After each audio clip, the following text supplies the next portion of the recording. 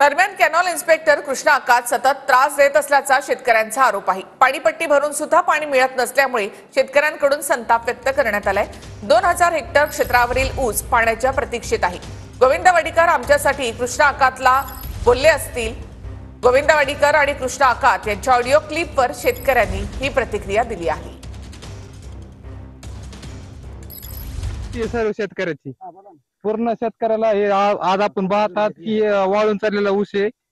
सगळ्या शेतकऱ्याला हिचे पाणी नाही काय नाही। आज कमीत कमी 15 दिवस झालं पाणी नाही आहे आणि त्यांना आपण या संदर्भात विचारणं चौकशी केली तर ते खासदार साहेबांचं नाव सांगतात की म्हणतात खासदारांनी तिकडे आम्हाला पाणी खासदार साहेबांनी जे आंदोलन केलं होतं टाळे ठोक तर त्यासाठी आम्ही पाणी बंद केले आणि म्हणजे आमचं नळ दाबून त्याला पाणी द्यायचं काम करायचं। हा जो कॅनल इन्स्पेक्टर आहे कृष्णा आकात याने यापूर्वी 5 वर्षापासून शेतकऱ्यांना खूप त्रास दिलेला आहे और उग्र भाषेत सगळ्यांना बोलत आहे। जलसंपदा विभागाचा मुरुम पण विकित आहे माघारी इकडे रातचं बेरातचं 12-1 वाजता मुरुम पण विकित आहे। जेसीबी टिपर त्याचे चालू असते हे पण तुम्ही त्याच्या जलसंपदा विभागाने लक्ष द्यावं और त्याला सस्पेंड करावं।